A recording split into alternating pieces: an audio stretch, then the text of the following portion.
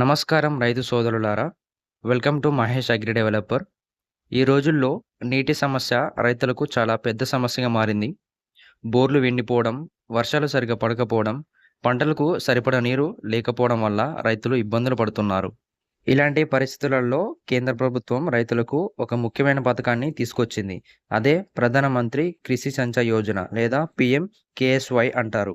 ఈ పథకం ద్వారా రైతులకు డ్రిప్ ఇరిగేషన్, స్ప్రింక్లర్ సిస్టంలపై భారీ సబ్సిడీ అందిస్తున్నారు. కాబట్టి ఈ వీడియోలో ప్రధానమంత్రి కృషి సంచయ్ యోజన అంటే ఏమిటి?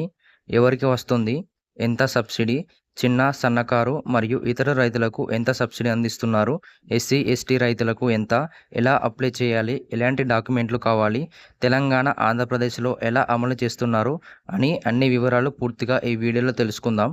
కాబట్టి ఈ వీడియోని చివరి వరకు చూడండి. కాబట్టి ముందుగా టాపిక్లోకి వెళ్లే ముందు మీకు ఒక రిక్వెస్ట్.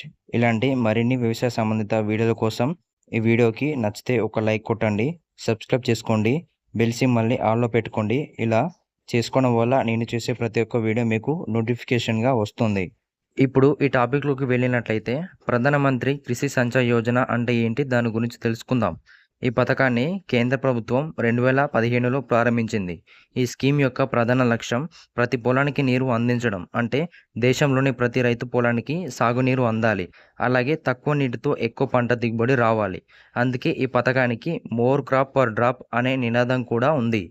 ఈ పథకం ద్వారా ముఖ్యంగా ప్రభుత్వం రైతులకు drip irrigation, sprinkler system, rain gun పైపులు, ఫర్టిగేషన్ సిస్టమ్ వంటి పరికరాలపై సబ్సిడీ ఇస్తుంది. ఇప్పుడు కొంతమంది రైతులకు ఒక సందేహం ఉంటుంది. అదేంటంటే డ్రిప్ ఇరిగేషన్ సిస్టమ్ అంటే ఏమిటి అని. డ్రిప్ ఇరిగేషన్లో నీరు నేరుగా మొక్కల వేర్ల దగ్గరికి చిన్న చిన్న పైపుల ద్వారా వెళ్తుంది. దీంతో నీటి వృధా చాలా తగ్గుతుంది. సాధారణంగా కాలువల ద్వారా లేదా ఫ్లడ్ ఇరిగేషన్తో నీరు చాలా వృధా అవుతుంది. కానీ డ్రిప్లో అవసరమైనంత నీరు మాత్రమే మొక్కలకు చేరుతుంది. దీంతో నీటి ఆదా, ఎరువుల ఆదా, విద్యుత్ ఖర్చు తగ్గుతుంది, మంచి దిగుబడి కూడా వస్తుంది. అలాగే కొంతమంది రైతులకు స్ప్రింక్లర్ సిస్టమ్ అంటే ఏంటో కూడా తెలియకపోవచ్చు.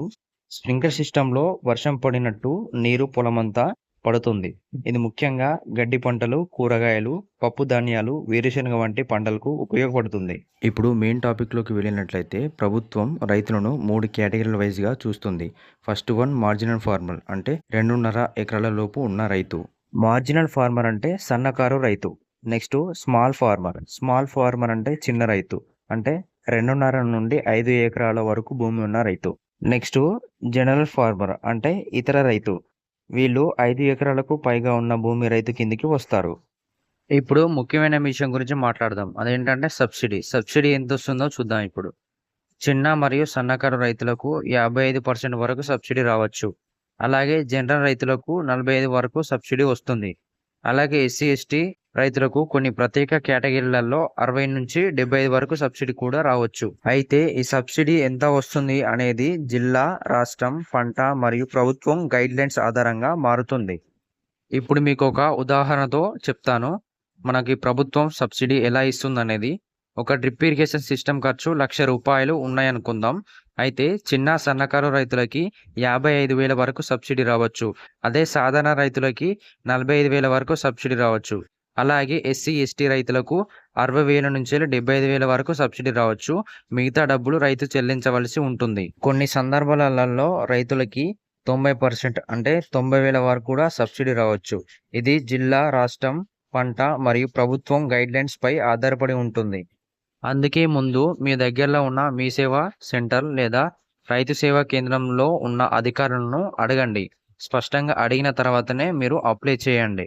ఇక్కడ మీరు ఒకటి గుర్తుపెట్టుకోవాలి. అది ఏంటంటే మీకు గతంలో ఎలాంటి సబ్సిడీ వచ్చి ఉండకూడదు. అలాగైతేనే మీకు సబ్సిడీ వస్తుంది. నెక్స్ట్ ఈ పథకానికి ఎవరు అర్హులు అనేది చూద్దాం. ఈ పథకానికి అప్లై చేయాలంటే రైతు అయ్యి ఉండాలి, సాగు భూమి ఉండాలి, ఆధార్ కార్డు ఉండాలి, బ్యాంక్ అకౌంట్ ఉండాలి, భూమి పత్రాలు ఉండాలి. నెక్స్ట్ ఇప్పుడు అవసరమైన డాక్యుమెంట్లు చూద్దాం. ఆధార్ కార్డు, పట్టాదారు passbook, bank passbook, passport size photos, mobile number, caste certificate SC, ST అయితే ఈ డాక్యుమెంట్లు అన్నీ సిద్ధంగా ఉంచుకోవాలి. నెక్స్ట్ ఇప్పుడు తెలంగాణలో మరియు ఆంధ్రప్రదేశ్లో ఏ సిస్టంలకు, ఏ పరికరాలకు సబ్సిడీ అందిస్తున్నారో చూద్దాం. First drip irrigation system. దీంట్లో online drip, inline drip, subsurface డ్రిప్‌లకు ఇస్తారు. Next sprinkler system.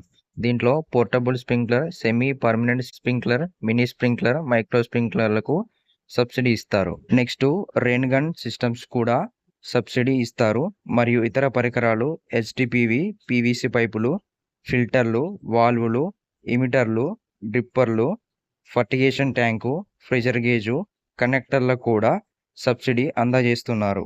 అలాగే ఇంకా మరిన్ని పరికరాలకు కూడా అందజేయవచ్చు. నెక్స్ట్ ఏ పంటలకు ఎక్కువ సబ్సిడీ ఇచ్చే అవకాశం ఉందో చూద్దాం. తెలంగాణలో అయితే ఎక్కువ సబ్సిడీ ఇచ్చే పంటలు మిర్చి, పత్తి, మామిడి, అరటి, కూరగాయల పంటల వంటికి ఎక్కువగా ఇస్తారు. మరియు తెలంగాణలో ఎక్కువగా ఆయిల్ పామ్‌కు కూడా ఇచ్చే అవకాశం ఉంది. నెక్స్ట్ ఆంధ్రప్రదేశ్‌లో అయితే ఆయిల్ పామ్, టమాటో, మిర్చి, అరటి, మామిడి, పత్తి వంటి వాటికి కూడా ఇచ్చే అవకాశం ఉంది. ఇప్పుడు అప్లికేషన్ ప్రాసెస్ చూద్దాం. ఆఫ్‌లైన్ విధానమే బాగుంటుంది. కాబట్టి మీకు దగ్గరలో ఉన్న రైతు సేవా కేంద్రం లేదా అగ్రికల్చర్ ఆఫీస్, మీ సేవా సెంటర్‌కి వెళ్లి అక్కడ అప్లై చేసుకోవాలి. అక్కడ ఉన్న అధికారులు మీ భూమి వివరాలు చెక్ చేస్తారు. మీకు గతంలో సబ్సిడీ హిస్టరీ ఏమైనా ఉంటే చెక్ చేస్తారు. తర్వాత ఫీల్డ్ ఇన్స్‌పెక్షన్ కూడా జరుగుతుంది. తర్వాత అప్రూవల్ వచ్చిన తర్వాత సబ్సిడీ రిలీజ్ అవుతుంది. సబ్సిడీ అమౌంట్ అనేది మీకు అకౌంట్‌లో డైరెక్ట్‌గా డీబీటీ పద్ధతి ద్వారా పడతాయి. మొత్తానికైతే ఇది పీఎం కిసాన్ సంచయ్ యోజన గురించి. దీంట్లో మీకు ఇంకా ఏమైనా డౌట్స్ ఉంటే నాకు కామెంట్ చేయండి. ధన్యవాదాలు.